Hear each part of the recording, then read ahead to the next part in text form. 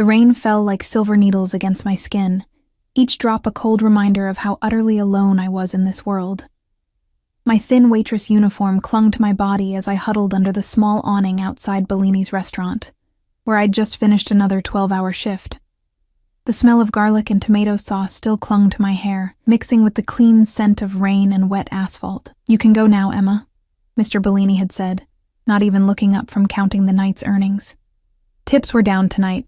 Tomorrow will be better, maybe. But tomorrow wouldn't be better. It never was." I'd been hearing that same hollow promise for the past 6 months, ever since I'd started working at his overpriced Italian restaurant to pay off my mother's medical debts. I checked my phone. 11:47 p.m. The last bus had left 15 minutes ago. A rumble of thunder made me flinch as I stepped out from under the awning, immediately regretting my decision as cold rainwater soaked through my thin shoes. I'd walk the 3 miles home, like I had so many nights before.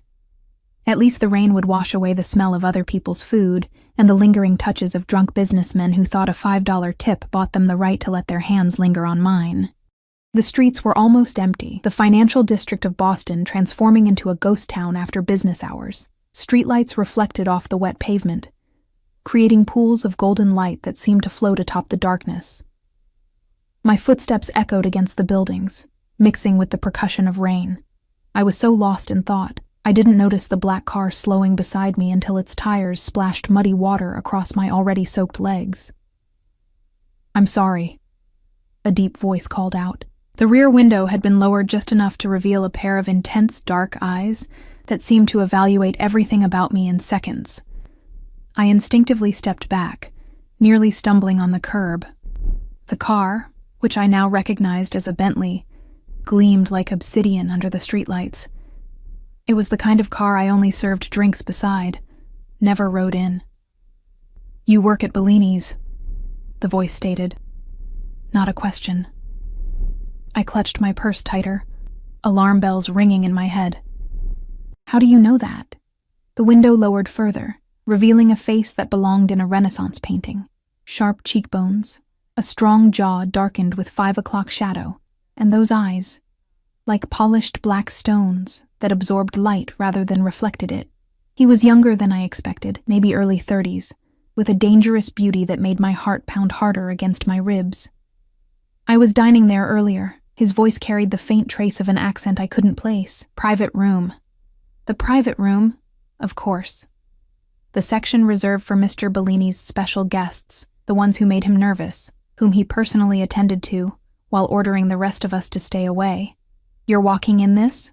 He gestured to the downpour with a slight frown. I missed my bus. I didn't know why I was explaining myself to a stranger, especially one who made the hair on my arms stand on end. His eyes narrowed slightly. "Get in. I'll drive you home." "No, thank you." The words rushed out automatically. A slight smile curved his lips, transforming his face into something even more magnetic. It wasn't a request. The way he said it, soft yet unyielding, made my stomach tighten. Before I could respond, the rear door swung open, revealing leather interiors that smelled of expensive cologne and something distinctly masculine. "My mother told me never to get into cars with strangers," I said, trying to sound braver than I felt. He studied me for a long moment. "Alexander Volkov," he said finally. "Now I'm not a stranger." He extended his hand, a large gold signet ring catching the light. I should have walked away. Every instinct screamed at me to run. But the rain was getting heavier, the wind colder, and something in those dark eyes held me captive. "Emma," I replied, not taking his hand. "Emma Collins.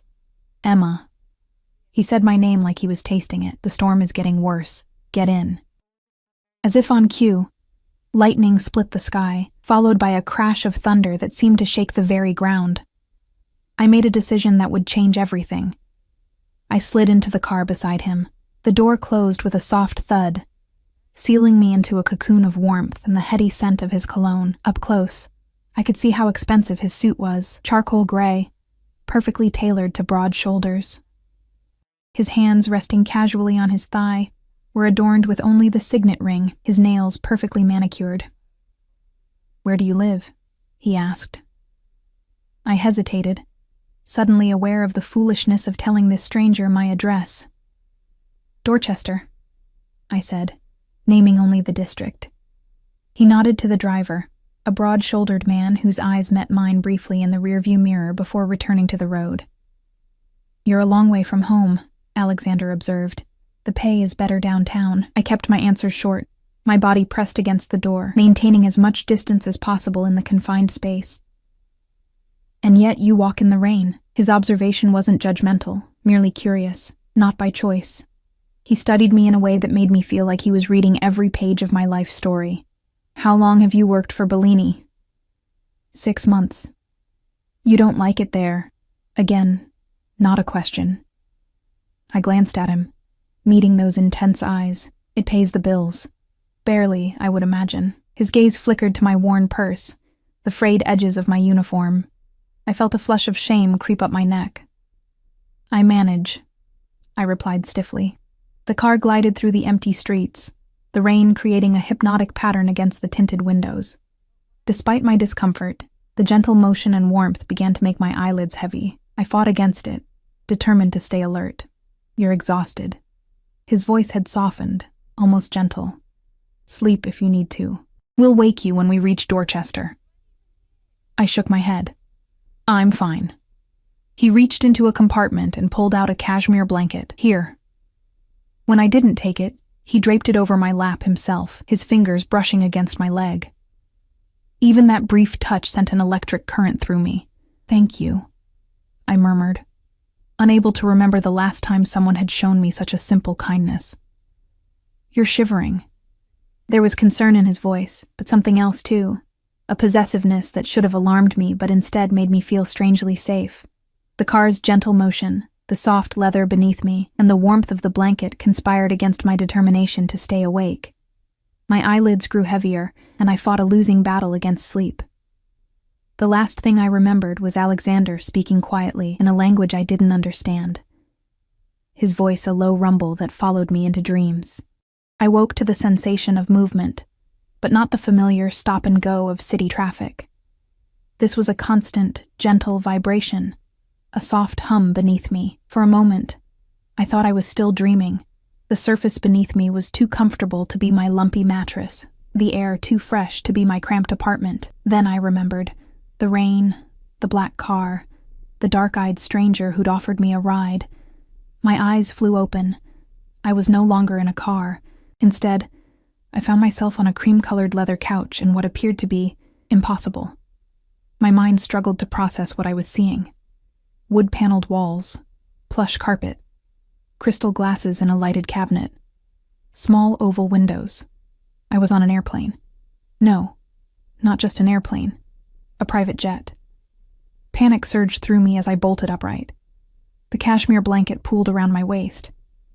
I was still wearing my waitress uniform, but my shoes had been removed, placed neatly beside the couch. "You're awake."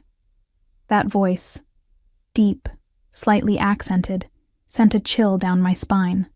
Alexander sat in a leather chair across from me, his jacket removed, shirt sleeves rolled up to reveal strong forearms. He was watching me with those penetrating dark eyes, a crystal glass of amber liquid in his hand. "Where am I?" My voice came out as a frightened whisper. "What is this?" "Currently, about 30,000 feet above the Atlantic." He took a sip from his glass, watching me over the rim. "You slept through takeoff. You must have been exhausted." "Takeoff?" The word felt foreign on my tongue. You kidnapped me?" Something flashed in his eyes. Amusement? Irritation? "I prefer to think of it as rescuing you. From what?" I scrambled to my feet, looking wildly around for an exit, a phone, anything. "From a life of serving drinks to men who don't deserve to breathe the same air as you." He set down his glass and stood. Even in my panic, I couldn't help but notice how he dominated the space, his presence filling every corner of the cabin. "You had no right," I hissed, backing away as he approached. "Take me back. Now." He stopped, leaving a careful distance between us. "I'm afraid that's not possible. We're already halfway to Italy." "Italy?" My voice rose to a near shriek. "Why? What do you want from me?" "Sit down, Emma." His tone was gentle, but left no room for argument. "I'll explain everything." "I don't want to sit down. I want to go home." Tears of frustration and fear burned behind my eyes. "Home?" He raised an eyebrow. To your leaking apartment? To another day of being pawed at by drunken customers? To watching your mother deteriorate because you can't afford better care? I froze. How do you know about my mother? A small, satisfied smile curved his lips. I make it my business to know everything about what belongs to me. I don't belong to you, I whispered, even as a treacherous part of me responded to the possessive gleam in his eyes. Not yet.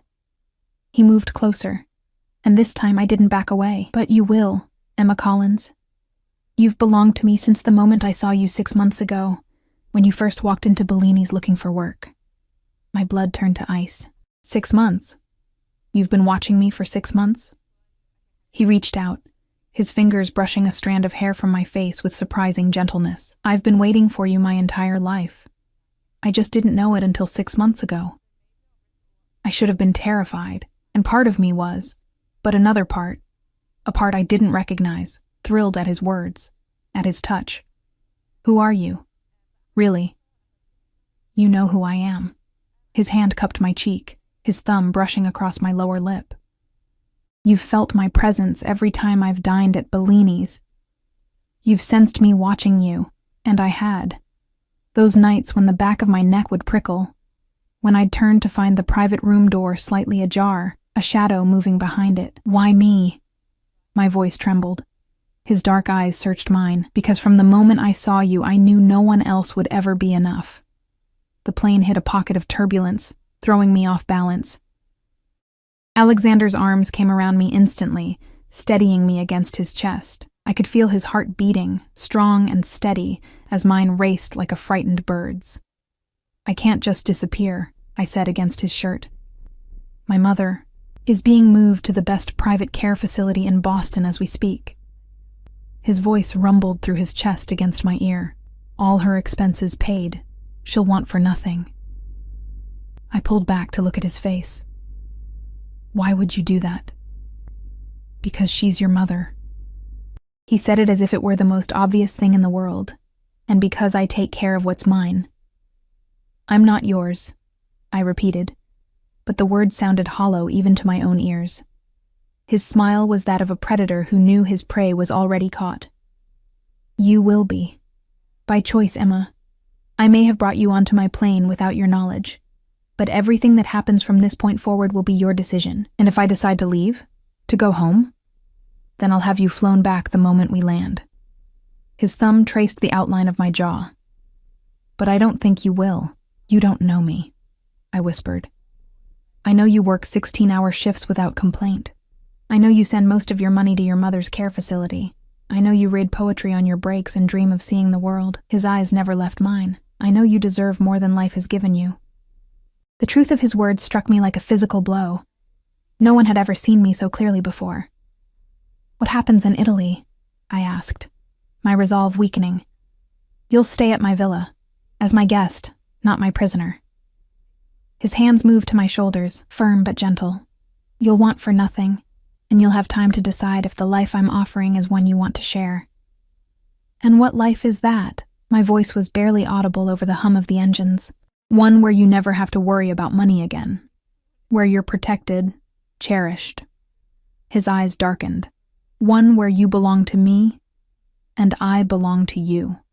The possessiveness in his voice should have frightened me. Instead, it awakened something primal inside me, something that had been sleeping my entire life. I don't even know you, I said, one last feeble protest. You will. He released me and stepped back. We have a lifetime for that. Outside the small window, the first rays of dawn stretched across the horizon, painting the clouds in shades of gold and rose. Somewhere below, an ocean separated me from everything I'd ever known. I should have been terrified. I should have demanded to be taken home the moment we landed. Instead, I found myself wondering what it would be like to be truly seen, truly wanted, for the first time in my life. And as Alexander watched me with those intense, dark eyes, I realized I was already falling into a different kind of captivity, one with invisible chains that might prove impossible to break. The Italian coastline appeared below us like a watercolor painting. Terracotta rooftops, emerald hills, and the sapphire Mediterranean stretching to the horizon. I pressed my face against the small window, momentarily forgetting my situation in the face of such beauty. "Have you ever been to Italy before?" Alexander asked, coming to stand beside me. I shook my head, unable to tear my eyes from the view. "I've never been anywhere. My passport—" I trailed off, suddenly realizing, I don't have my passport. How did we even— "It's been taken care of." His tone suggested this was a trivial matter, easily handled with money or influence or both. The plane began its descent, and my stomach lurched, partly from the changing altitude, partly from the reality of what was happening. I was in a foreign country with a man I barely knew, a man who'd essentially kidnapped me, a man who spoke of me as if I were already his possession. Yet here I was, heart racing with something that wasn't entirely fear. "Where exactly are we?" I asked, needing to break the heavy silence. "Amalfi Coast. My family has owned property here for generations." Family. The word sparked a flurry of questions. Who was this man? What kind of family did he come from? The private jet, the casual mention of a villa, the way he'd spoken of my mother's medical care as if the cost were inconsequential. All of it painted a picture of immense wealth. But there was something else, something in the watchful eyes of his driver, in the careful way he scanned our surroundings, in the power that emanated from him like a physical force. The plane touched down smoothly on what appeared to be a private airstrip. No terminal, no other aircraft, just a stretch of tarmac, ending near a cluster of sleek black vehicles. Men in dark suits stood beside them, sunglasses hiding their eyes even in the early morning light. "Your security?" I asked, nodding toward the waiting men. A slight smile curved his lips. "Among other things." The plane taxied to a stop, and Alexander rose, extending his hand to me. I hesitated before placing my fingers in his palm, letting him guide me to my feet. His hand was warm, his grip firm but gentle, as if he were handling something precious. "Whatever you need while you're here will be provided," he said, his eyes searching mine. "Clothes, books, anything. You only need to ask. What I need is to understand what I'm doing here," I replied, trying to keep my voice steady. "Why me? There must be 1,000 women more suitable for whatever this is." Something dangerous flashed in his eyes. "I didn't want suitable. I wanted you." His thumb traced circles on the inside of my wrist, just over my pulse point. "The moment I saw you, I knew." "Knew what?" "That you were mine." The simple declaration sent shivers down my spine. Even if you didn't know it yet, before I could respond, the cabin door opened, and the same broad-shouldered driver who'd been in the car appeared, nodding respectfully to Alexander. "Everything is ready, sir." "Good. We'll go directly to the villa." Alexander hadn't released my hand, and I didn't pull away as he led me toward the door. The heat hit me first, warm, fragrant air that smelled of salt and flowers. After Boston's endless rain, the Mediterranean sun felt like a caress against my skin.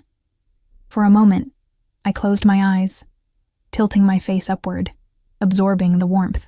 When I opened them, I found Alexander watching me with an intensity that made my cheeks burn. The naked hunger in his gaze wasn't purely sexual. It was deeper, more complex, like a man seeing water after days in the desert. He led me to the largest of the waiting vehicles, a sleek black SUV with tinted windows. The driver opened the rear door, and Alexander guided me inside with a light touch at the small of my back. His hand lingered there as he slid in beside me, his body close enough that I could feel the heat of him through my thin uniform.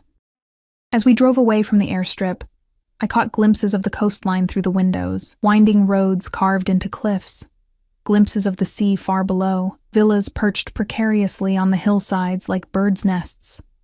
It was breathtaking, like nothing I'd ever seen outside of travel magazines. "It's beautiful," I murmured, almost to myself. "Yes," Alexander replied, but when I turned, he wasn't looking at the view. He was looking at me. "Beautiful." I flushed and looked away. "You said I'm free to leave. Does that offer still stand?" His expression hardened slightly. "I'm a man of my word, Emma. If you choose to go, I won't stop you. But I hope you'll give us a chance." "There is no us," I said quietly. "There's you, a man I met yesterday, who decided to bring me to Italy without my consent. And there's me, trying to figure out what the hell is happening. A muscle ticked in his jaw. I've known of you for 6 months. I've learned everything about you, your favorite books, your mother's condition, how you take your coffee in the mornings. I know you're drowning in debt that isn't even yours. I know you haven't bought yourself anything new in over a year because every spare dollar goes to your mother's care. My blood ran cold. That's not knowing me. That's stalking. Call it what you will. He shrugged, unapologetic. I wanted to be sure. Sure of what? That you were worth upending my life for. His candor startled me. I don't do this, Emma. I don't bring women into my world. It's too dangerous, too complicated. But with you... He shook his head slightly, as if he too were bewildered by his actions. With you, I had no choice. The car rounded a bend, and suddenly, the villa came into view. Villa was an understatement. It was a palace, cascading down the cliffside in a series of terraces and balconies, all gleaming white stone and climbing roses. The Mediterranean stretched behind it, an endless expanse of blue. My breath caught. This is yours? Ours, he corrected, watching my reaction carefully. If you want it to be. The car pulled through wrought iron gates and up a winding driveway lined with olive trees.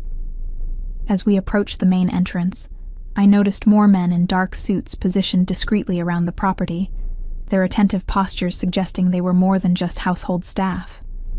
Why do you need so much security? I asked, unease creeping back into my voice. Alexander's expression gave nothing away. My business interests require certain precautions. What exactly is your business? The car came to a stop before I could get an answer. The driver opened Alexander's door, and he stepped out before turning to offer me his hand. After a moment's hesitation, I took it, allowing him to help me from the car. Up close, the villa was even more magnificent, ancient stone mellowed by centuries of sun. Windows framed by climbing roses, a fountain playing in the central courtyard. It was like something from a fairy tale, too beautiful to be real. Welcome to Villa Volkov, Alexander said, his hand coming to rest possessively at the small of my back. The massive front doors opened before we reached them, revealing a slender woman with silver-streaked black hair, her posture ramrod straight, her expression carefully neutral. Alessandra! Alexander greeted her in a tone that suggested respect rather than familiarity. This is Emma Collins. She will be staying with us. See that she has everything she needs. The woman's dark eyes flicked over me, taking in my rumpled waitress uniform, my tangled hair, my obvious discomfort. If she found anything unusual about my sudden appearance, she gave no sign of it. Of course, Mr. Volkov. Miss Collins, welcome. Her English was perfect, with just a hint of an Italian accent. Would you like to freshen up after your journey? Before I could answer, Alexander spoke. Have a bath prepared in the blue suite, and bring a selection of clothes. She arrived with nothing. The presumption in his tone made me bristle. I can speak for myself. Something like amusement flickered in Alessandra's eyes, quickly suppressed. Alexander, however, didn't look amused at all. His hand tightened slightly against my back. Of course you can, he said, his voice deceptively soft. But right now, you're exhausted, disoriented, and still wearing clothes you've been in for over 24 hours. Let Alessandra take care of you. We'll talk after you've rested. Put that way, it was hard to argue. I was exhausted, and the thought of a bath was too tempting to resist. I nodded, and Alessandra gestured for me to follow her. As I moved away from Alexander, his hand lingered on my back until the last possible moment, as if he were reluctant to break contact. I felt his eyes on me as Alessandra led me up a sweeping marble staircase and into the depths of the villa. The blue suite is one of our finest guest rooms, she told me, as we walked along a corridor lined with artwork that belonged in a museum.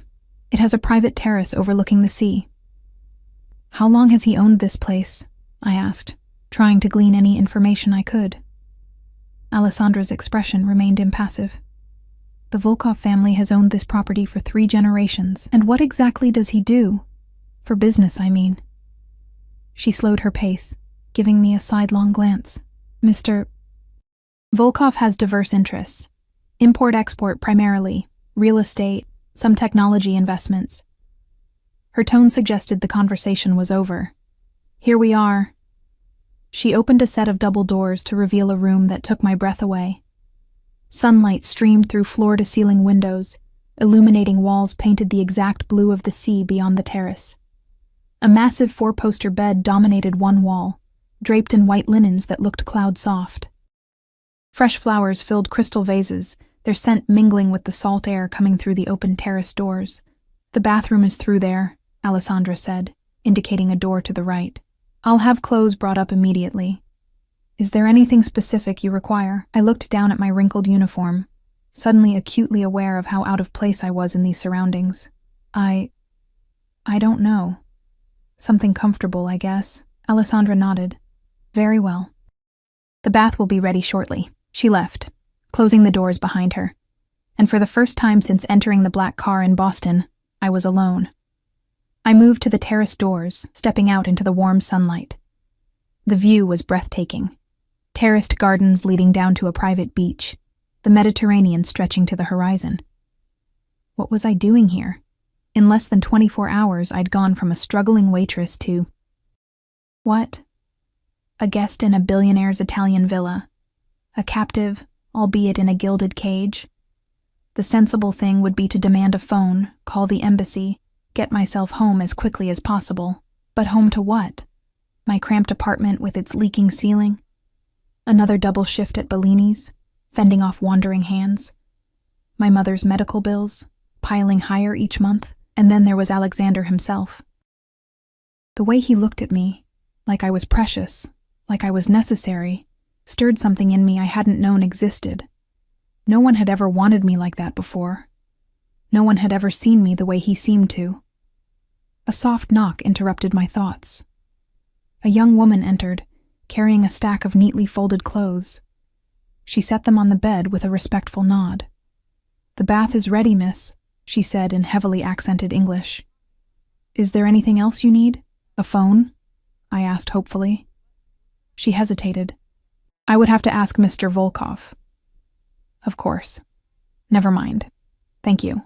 After she left, I explored the bathroom, finding it as opulent as the bedroom. Marble floors, a sunken tub big enough for 3 people, already filled with steaming water scattered with rose petals. Expensive-looking bottles lined a shelf. Shampoos, oils, soaps. I shed my grimy uniform, letting it pool at my feet, and stepped into the tub. The hot water enveloped me, and I couldn't suppress a moan of pleasure. How long had it been since I'd had a proper bath? My apartment only had a cramped shower with unpredictable water pressure. As I soaked, reality began to set in. I was thousands of miles from home, with a man who'd admitted to watching me for months, who spoke of me as if I already belonged to him. A man with enough power and money to arrange international travel without documentation, to move my mother to a private facility overnight, to command a small army of security personnel. What kind of man had that kind of power? What kind of business interest required that level of protection? Import, export, Alessandra had said. But there was more to it, I was certain. The way his driver watched everything, the security throughout the property, the careful way Alessandra had answered my questions. It all suggested something beyond legitimate business. By the time I emerged from the bath, my skin flushed and my thoughts slightly clearer, I'd made a decision. I would stay. For now. I would learn what I could about Alexander Volkov and his world, and then I would decide whether to run or to stay. I wrapped myself in a plush towel and returned to the bedroom to examine the clothes that had been left for me. The selection was impressive. Dresses in various styles, pants, blouses, even lingerie and nightwear, all in my size. I chose a simple sundress in pale blue linen, feeling strangely vulnerable as I slipped it over my head. The fabric was finer than anything I'd ever worn, soft against my skin. As I was running a brush through my damp hair, another knock came at the door. My heart jumped, thinking it might be Alexander, but it was Alessandra who entered. "Mr. Volkov invites you to join him for lunch on the main terrace," she said. "When you're ready." And if I'm not ready? Her expression didn't change, but something flickered in her eyes. Perhaps respect. "Then I will tell him you're resting. The choice is yours, Miss Collins." The choice is yours. Alexander had said something similar on the plane. It was a strange sort of power to give me, when he'd already taken so much choice away. "I'll join him," I said finally. "I have questions that need answers." Alessandra nodded. "Very well. Follow me when you're ready." After she left, I took a deep breath, steeling myself. Whatever game Alexander Volkov was playing, I needed to understand the rules. And to do that, I needed to face him again. This enigmatic man who'd turned my world upside down in the space of a single rainy night. The main terrace was a masterpiece of Mediterranean elegance. White stone floors, climbing bougainvillea casting dappled shade, and a panoramic view that stole my breath. Alexander sat at a glass-topped table, his attention focused on papers spread before him. He'd changed into linen pants and a white shirt, open at the collar, his dark hair still slightly damp as if he too had showered. The casual attire softened his appearance, making him seem almost approachable, almost. He looked up as I approached, and the intensity in his gaze made my steps falter. He rose immediately, his eyes traveling over me in a way that felt like a physical touch. "The dress suits you," he said, setting aside his papers and pulling out a chair for me. "Though you'd look beautiful in anything." I sat down, careful to maintain my composure. "Or nothing at all. Isn't that the usual line?" His lips curved in amusement. "I'm not interested in usual lines, Emma."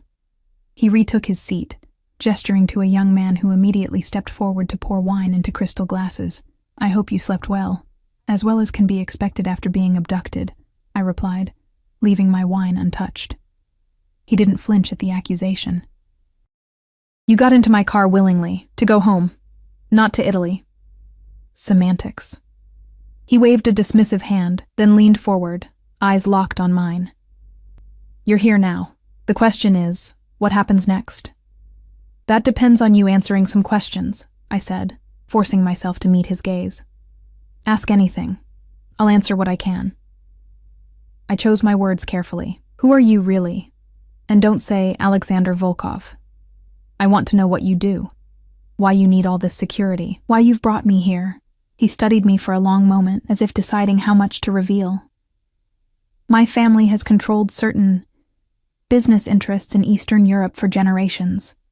We've expanded into Western markets over the past decade." "What kind of business interests?" "Various enterprises." His voice remained casual, but his eyes had hardened, some more legitimate than others. The realization that had been building since our first meeting crystallized into certainty. "Your Mafia." He didn't deny it. "That term is so imprecise.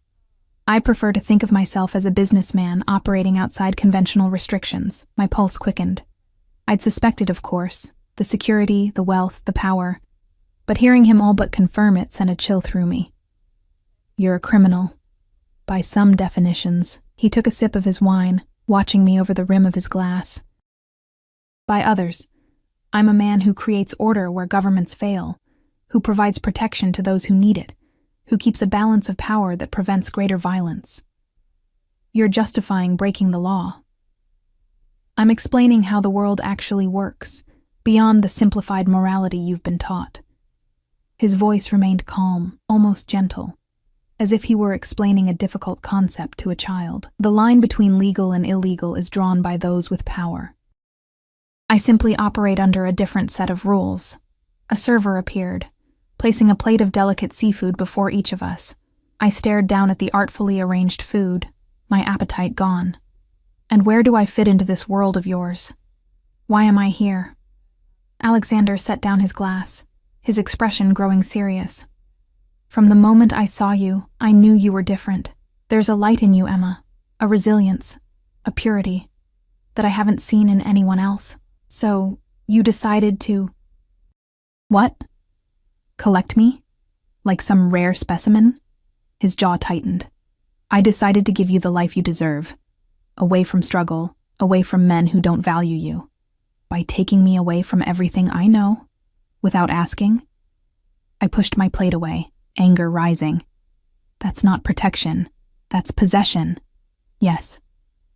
The simple admission startled me. "I want to possess you, Emma. I want you to be mine in every way a woman can belong to a man. But I want you to choose it." The raw honesty in his voice sent heat spiraling through me, contradicting the outrage I knew I should feel. And if I don't choose it? Then you're free to leave. His eyes never left mine. But I think you're curious about this life, about me, about what we could be together. He wasn't wrong. And that terrified me more than any threat could have. You're asking me to accept a life built on crime, on hurting people. I'm asking you to accept reality. He leaned forward, his voice dropping. The world you think you live in, where good is rewarded and evil punished, where hard work guarantees success, it's a fairy tale. I'm offering you truth and protection and anything else your heart desires. The worst part was how tempting his words were. How easily I could imagine slipping into this life of luxury and protection, leaving behind the constant struggle that had defined my existence for so long. My mother, I said, changing tactics. You said she's being moved to a better facility? The best in New England. He reached into his pocket, producing a phone which he slid across the table to me. Call the number and contacts under Wellington Care. Ask for Dr. Patel. She'll confirm your mother arrived safely this morning and is settling in. My fingers trembled as I picked up the phone, finding the contact and dialing. A female voice answered, identifying herself as Dr. Patel. When I asked about my mother, she confirmed everything Alexander had said. Marion Collins had been transferred that morning, was comfortable, and was already scheduled for additional treatments unavailable at her previous facility. Would you like to speak with her? Dr. Patel asked. Tears pricked my eyes. Yes, please. My mother's voice, stronger than I'd heard it in months, came through the line. Emma? Sweetheart, where are you? They told me you'd arranged all this. I swallowed hard, looking across at Alexander, who watched me with unreadable eyes. I'm taking care of some business, Mom. How are you feeling? Better than I have in ages. The happiness in her voice was unmistakable. This place is amazing, Emma. My room has a view of a garden and the doctors. They've already done more tests in one day than the other place did in a month. Guilt and gratitude warred within me. That's wonderful, Mom. But how are you affording this? It must cost a fortune. I met Alexander's gaze. I've made some changes in my life. Don't worry about the money. Just focus on getting better. After a few more minutes of conversation, I promised to call again soon and hung up, setting the phone carefully on the table between us. Thank you, I said quietly, for what you've done for her. Alexander nodded, his expression softening. Your loyalty to her is one of the things I admire about you. Family is everything. The way he said it suggested a deeper meaning, a core principle rather than a platitude. Is that why you're in the family business? Loyalty. A shadow crossed his face. My father built an empire. My responsibility is to protect and expand it. Even if that means doing terrible things. Even then.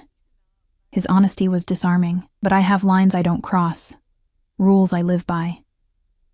What kind of rules? I don't harm children. I don't traffic in humans. I don't betray those loyal to me. He held my gaze, and I protect what's mine with my life. There it was again, that possessiveness that should have repelled me, but instead sent a forbidden thrill through my veins. I'm not yours. Not yet. His confidence was absolute, but you will be. The meal continued in tense silence, broken only by the gentle clinking of silverware against fine china. Despite my agitation, hunger eventually won out, and I found myself eating the exquisitely prepared seafood, aware of Alexander's approving gaze. You mentioned staying at the villa, I said finally. For how long? That's up to you. I'll be here for at least 2 weeks before business calls me back to Boston. He refilled my water glass without asking. You're welcome to stay longer, with or without me. And after that? After that, if you choose to stay with me, we return to Boston together, to my home. His eyes darkened. To our life. You make it sound so simple. It is simple. Stay or go. Choose me or don't. The intensity of his gaze pinned me to my seat. But know this, Emma. If you choose me, it's forever. I don't share what's mine. I don't allow second thoughts. Once you're mine until death. A chill ran through me at the finality in his tone. That sounds more like a threat than a proposal. It's a promise. He reached across the table, his fingers brushing against mine. I will give you everything. Luxury, protection, pleasure beyond anything you've imagined. But in return, I demand absolute loyalty. The touch of his skin against mine sent electricity racing up my arm. And what about love? Or doesn't that factor into your equation? Something vulnerable flickered in his eyes. So quickly I might have imagined it. Love is a luxury many in my position can't afford. Then what am I to you? A possession? A trophy? You're a necessity. The raw honesty in his voice caught me off guard. From the first moment I saw you, I knew I would never be complete without you. Before I could respond, a man in a dark suit approached, leaning down to whisper something in Alexander's ear. His expression hardened instantly, the vulnerable moment vanishing as if it had never existed. "Excuse me," he said, rising from the table. "Business requires my attention. Alessandra will show you around the grounds. We'll continue our conversation at dinner." He was gone before I could object, striding away with the confident gait of a man accustomed to command. The transformation had been instantaneous, from the almost tender man who'd touched my hand to the cold, controlled leader of a criminal empire. Alessandra appeared as if summoned by magic, her expression as unreadable as ever. "Would you care to see the gardens, Miss Collins? Or perhaps the beach?" I stood, still unsettled by Alexander's abrupt departure and the conversation that had preceded it. "The beach, I think. I need some air." She led me down a series of stone staircases that wound through terraced gardens, each more beautiful than the last. Olive trees provided patches of shade, their silver-green leaves rustling in the gentle breeze coming off the sea. "How long have you worked for him?" I asked as we walked. Alessandra's pace didn't falter. "For Mr. Volkov specifically, 3 years. For the family, nearly 20. What is he like? As an employer, I mean." She considered this for a moment. "Demanding, fair, unforgiving of betrayal," she glanced at me. "He values loyalty above all else." So I've gathered. We reached the bottom of the steps, where a pristine private beach stretched before us, the Mediterranean lapping gently at the shore. "Has he brought other women here before?" Alessandra's expression revealed nothing. "No, Miss Collins, you are the first. The information shouldn't have pleased me, but it did. Why me, do you think? It is not my place to speculate on Mr. Volkov's personal matters." Her tone was polite but firm, ending that line of questioning. I slipped off my sandals, stepping onto the warm sand. "Am I a prisoner here, Alessandra?" For the first time, something like sympathy crossed her face. "Mr. Volkov has given orders that you are to have whatever you wish. Go wherever you like within the property. Beyond that," she hesitated, "I cannot say. In other words, I was free within the confines of a gilded cage. I walked to the water's edge, letting the cool waves wash over my feet. The beach was entirely private, shielded from neighboring properties by rocky outcroppings. I could see security personnel positioned discreetly at various points, watching everything. "I'll leave you to enjoy the beach," Alessandra said. "When you wish to return to the villa, simply inform one of the staff, and they will escort you."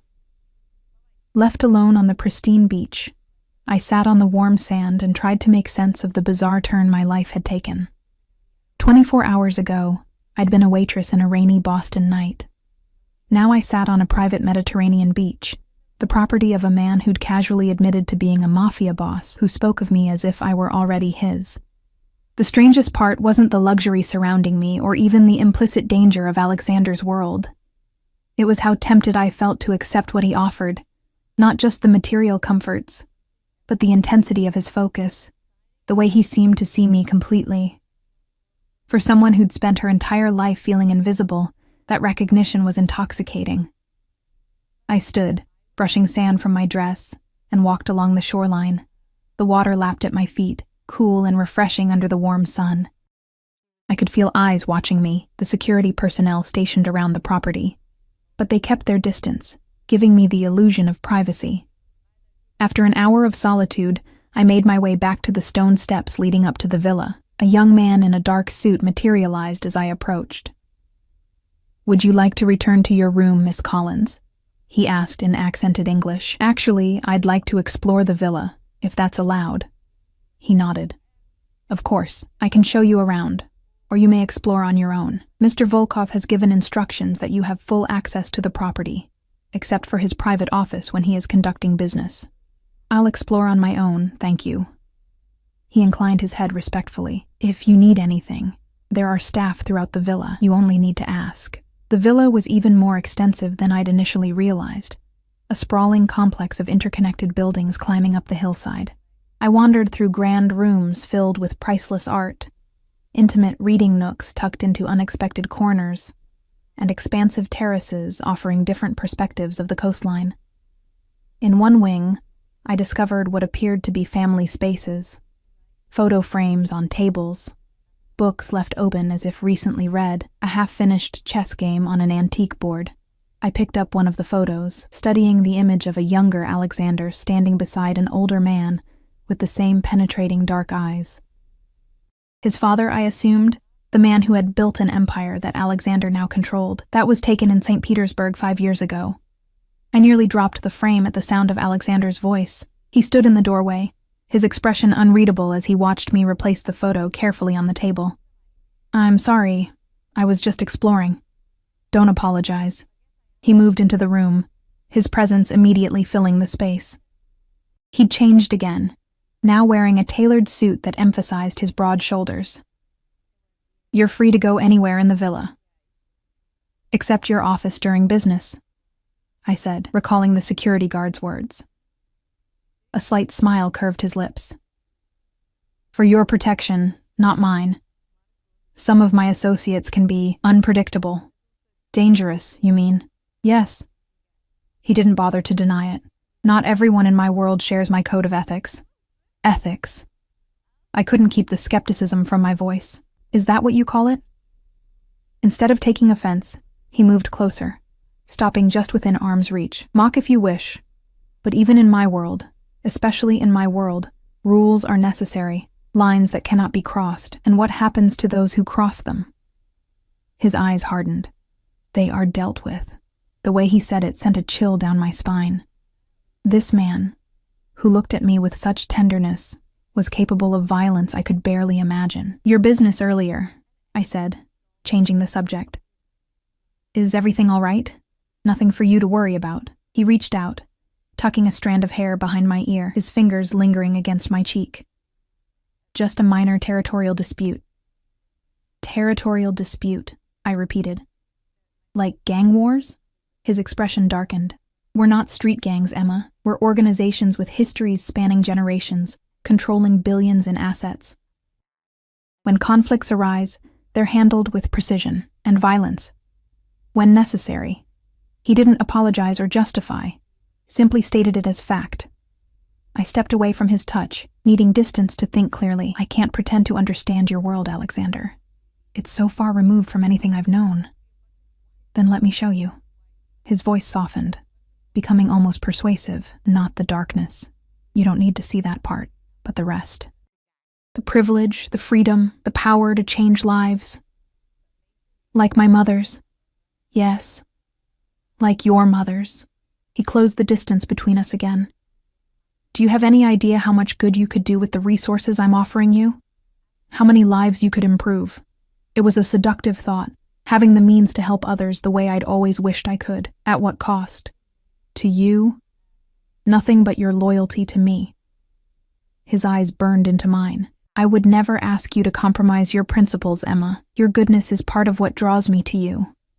And if your world threatens that goodness, if being with you means accepting things I can't morally justify, then you walk away. He said it simply, though something flashed in his eyes. Pain, perhaps, or fear. But before you decide, give me these 2 weeks. Let me show you what life with me could be. It was reasonable. Too reasonable. Coming from a man who'd essentially kidnapped me. But standing there, looking into his eyes, I found myself nodding. 2 weeks. Relief washed over his features, quickly masked by his usual controlled expression. Good. Now, would you join me for dinner? There's a restaurant in Positano I think you'd enjoy. I don't have anything suitable to wear to a nice restaurant, I said, Gesturing to my simple sundress, his smile returned, warm and genuine. That's easily remedied. I took the liberty of having some additional items brought to your room while you were at the beach, including evening wear. Of course he had. You seem very confident I'd agree to stay. Not confident. Hopeful. The sincerity in his voice caught me off guard. Be ready at 7? I'll meet you in the main hall. The dresses laid out on my bed when I returned to my room were breathtaking. Designer pieces in silks and chiffons, each one probably costing more than I'd earned in 6 months at Bellini's. After a quick shower, I selected a midnight blue slip dress that fell just above my knees, elegant in its simplicity. Among the accessories, I found a delicate silver bracelet that complemented it perfectly. Looking at my reflection in the full-length mirror, I barely recognized myself. My hair, usually pulled back in a functional ponytail for work, fell in soft waves around my shoulders. The dress clung to curves I usually hid under baggy clothes. Even my eyes seemed different, wider, brighter, as if seeing the world anew. At precisely 7, I descended the marble staircase to find Alexander waiting in the entry hall. He wore a black suit that fit him impeccably, his dark hair combed back from his forehead. When he saw me, he went still, his eyes traveling slowly from my face down the length of my body and back again. You are breathtaking, he said, his voice lower than usual. Heat crept into my cheeks. Thank you. For the dress and everything. He offered his arm. Shall we? Outside, a sleek sports car waited, its engine purring softly. Alexander opened the passenger door for me, his hand resting briefly on my lower back as I slid inside.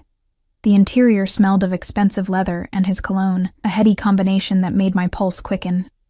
No driver tonight? I asked as he settled behind the wheel. I prefer to drive myself when I can. He glanced at me as the car moved smoothly down the driveway. It's one of the few times I feel truly in control. I would have thought you always feel in control. His laugh was unexpected, rich and genuine. Appearances can be deceiving. In my position, I'm constantly balancing competing interests, managing volatile personalities. It's a delicate web. And what happens when the web breaks? His hands tightened on the steering wheel. People die. The blunt response silenced me as we wound along the coastal road, the Mediterranean glittering in the early evening light. Alexander drove with confident precision, taking the hairpin turns with ease, one hand occasionally dropping to rest on my knee as if he couldn't bear not touching me. Positano revealed itself around a bend, a pastel-colored cascade of buildings tumbling down the hillside toward the sea, like something from a fairy tale. Alexander navigated the narrow streets with practiced ease, eventually pulling up before a restaurant perched on a cliff edge. They have the best seafood on the coast, he said as we entered, his hand once again finding the small of my back, and a wine cellar that would make you weep. The maitre d' greeted Alexander with nervous deference, immediately leading us to what was clearly the best table, a secluded spot on the terrace with an unobstructed view of the sunset over the Mediterranean. No reservation had been mentioned. I suspected Alexander never needed one. You come here often? I asked as we were seated. Whenever I'm in Italy. He ordered wine in fluent Italian, his accent perfect to my untrained ear. This coast has always been special to me, away from the pressures of Boston and Moscow. Moscow, where I was born, where the heart of my family's operations remains, though we've expanded significantly into American markets over the past decade. He regarded me over the rim of his wineglass. Does that surprise you? Everything about you surprises me, I admitted. Yesterday I thought you were just another wealthy customer at Bellini's. Today you're a monster?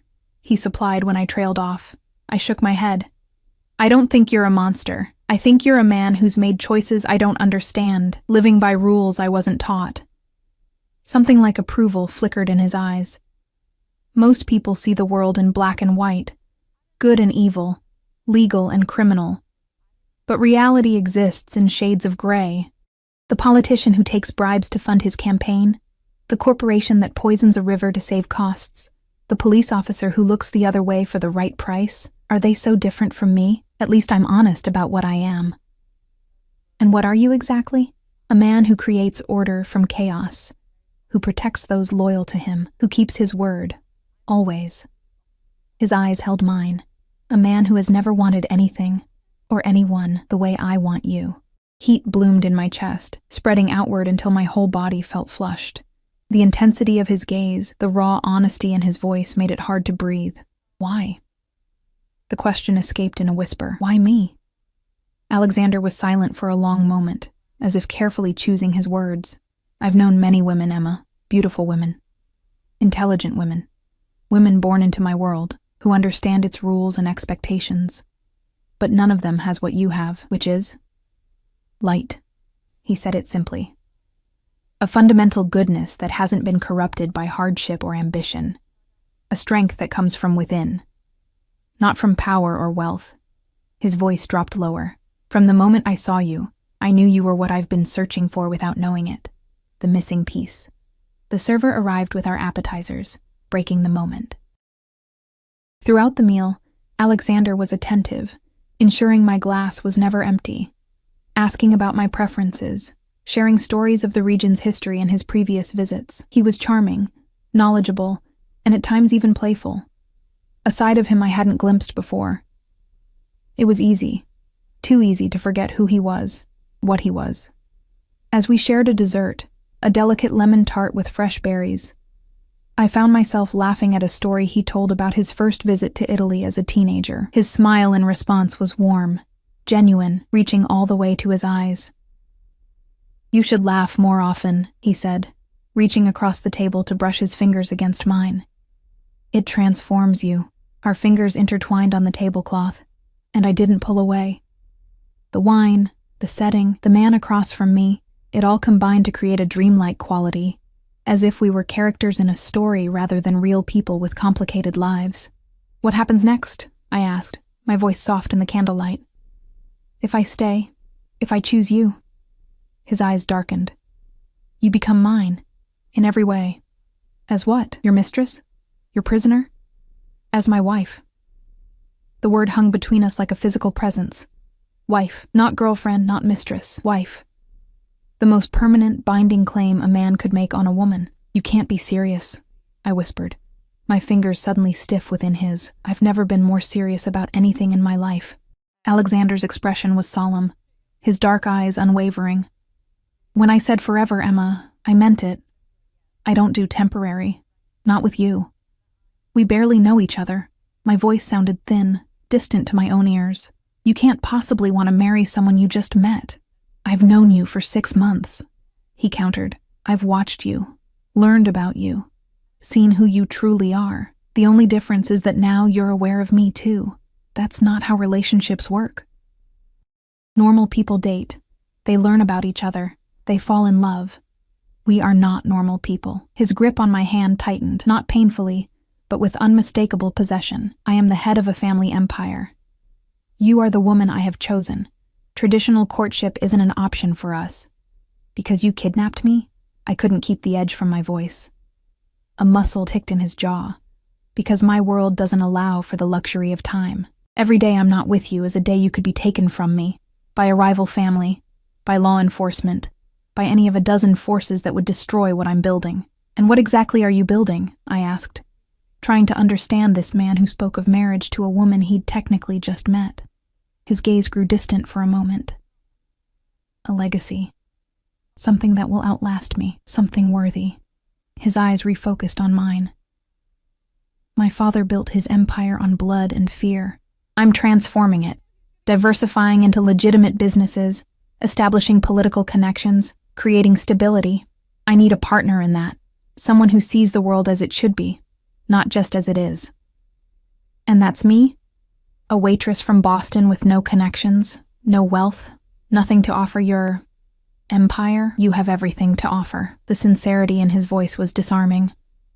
Compassion, moral clarity, strength that comes from goodness, not fear.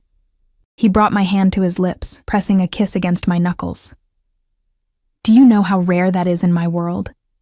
Everyone wants something from me. Everyone has an angle, a hidden agenda, except you. I pulled my hand away, needing distance to think clearly. This is insane. You can't just decide someone will be your wife without their input. I'm not deciding for you. I'm asking. For the first time, uncertainty flickered across his features. Stay with me for these 2 weeks. Let me show you what life with me would be. Then make your choice. And if I choose to leave, then you leave, with enough money to secure your mother's care for the rest of her life and to start fresh wherever you wish. His expression hardened slightly. But understand this, Emma. If you leave completely. I won't pursue you. I won't watch over you. It will be a clean break, because your pride couldn't handle rejection. Because I can't afford half measures. In my position, attachments are vulnerabilities. If you're not fully mine, protected by my name and my power, then you're a weakness I can't allow. His brutal honesty was both chilling and strangely reassuring. At least he wasn't trying to manipulate me with false promises or romantic fantasies. 2 weeks, I repeated, buying time to process everything. No commitments until then. Relief softened his features. No commitments until then. The rest of dinner passed in a strange, charged atmosphere.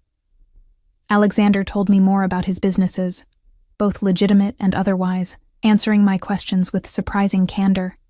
He controlled shipping routes throughout Eastern Europe, owned real estate across 3 continents, had interests in technology startups and banking institutions. The scope of his power was dizzying. By the time we left the restaurant, night had fallen completely. The coast transformed into a glittering ribbon of lights against the darkness of the Mediterranean. Alexander drove more slowly on the return journey, one hand resting casually on my knee, his touch warm through the thin fabric of my dress. Tomorrow, he said as we wound along the coastal road. I have meetings in the morning, but the afternoon is ours. I'd like to take you sailing. I've never been sailing before. He smiled, the expression softening his severe features. There are many firsts I look forward to sharing with you, Emma. The intimate promise in his voice sent heat spiraling through me. I turned to look out at the sea, trying to calm my racing pulse. This man, this dangerous, compelling man, affected me in ways I couldn't understand. Despite everything I knew about him, despite the circumstances that had brought me here, I was drawn to him like a moth to flame. When we returned to the villa, Alexander walked me to my room, maintaining a respectful distance despite the tension crackling between us. At my door, he stopped, his eyes holding mine in the soft hallway light. "Good night, Emma," he said, his voice a low rumble that I felt more than heard. "Good night, Alexander." He leaned in slowly, giving me time to pull away. When I didn't, his lips brushed against my cheek, lingering just a fraction too long to be entirely proper. The simple touch sent electricity racing through me, leaving me breathless. Then he was gone, striding down the hallway without looking back, leaving me alone with my confused thoughts and the ghost of his touch on my skin. Morning brought clarity, or at least the pretense of it. In the harsh light of day, the dinner conversation seemed like a fever dream.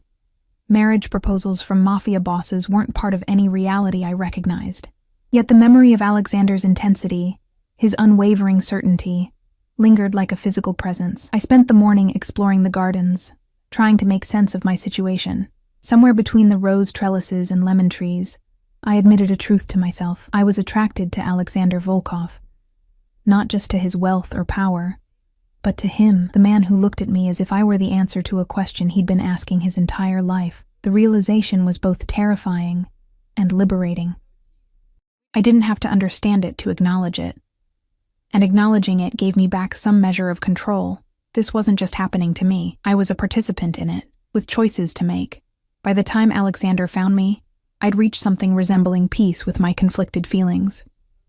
"You look beautiful today," he said, approaching along a stone path.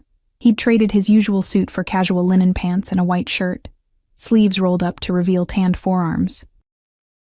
The more relaxed attire made him appear younger, less forbidding. "Thank you." I'd chosen a simple white sundress from the wardrobe that had mysteriously expanded overnight, with more clothes in my exact size. "Are we still going sailing? If you'd like to." For once, he seemed almost hesitant, as if uncertain of my mood after last night's revelations. I would. The decision felt significant somehow, a step toward something I couldn't yet name. His smile was like sunlight breaking through clouds, warm, transformative. The boat is ready whenever we are. The boat, it turned out, was a sleek yacht moored at a private dock below the villa. Crew members greeted us respectfully as we boarded, but once we were underway, they maintained a discreet distance, giving us the illusion of privacy. Alexander was different on the water. More relaxed, the weight of his responsibilities temporarily lifted. He showed me how to steer, his hands guiding mine on the wheel, his body a solid warmth behind me. He pointed out landmarks along the coast, telling stories of ancient pirates and modern celebrities, his knowledge seemingly endless. We anchored in a secluded cove, where the water was an impossible shade of turquoise. Alexander had packed a lunch, or rather, had it packed for us. A feast of local specialties and chilled wine that we ate on the upper deck, the Mediterranean stretching endlessly around us. "You love it here," I observed, watching as he gazed out at the sea, contentment softening his usually vigilant expression. "It's one of the few places where I feel free," he admitted. Away from the demands of business, the politics, the constant vigilance. "Is it always like that? Having to watch your back?" "Always." There was no self-pity in his tone, just statement of fact. "It's the life I was born into, the price of the power I hold." Sounds lonely. The observation slipped out before I could filter it. His eyes met mine, something vulnerable flickering in their depths. "It is. That's why finding you." He trailed off, then reached across the small table between us, his fingers brushing mine. "You see the real me, Emma, not just the power or the money or the danger. You see me." The simple truth of it resonated within me. Despite everything, the kidnapping, the criminal empire, the impossible marriage proposal, I did see him. The man beneath the Mafia boss. The human being behind the carefully controlled exterior. "I'm trying to," I said honestly. His smile was brief but genuine. "That's more than anyone else has ever done." After lunch, he suggested swimming. I hesitated, not having packed a swimsuit, but he produced one. Of course he had, in my exact size. A modest navy blue one-piece that somehow still managed to be elegant. The water was perfect, cool enough to be refreshing under the warm Mediterranean sun, clear enough to see fish darting between rocks far below. Alexander swam with the powerful grace of an athlete, cutting through the water with practiced ease.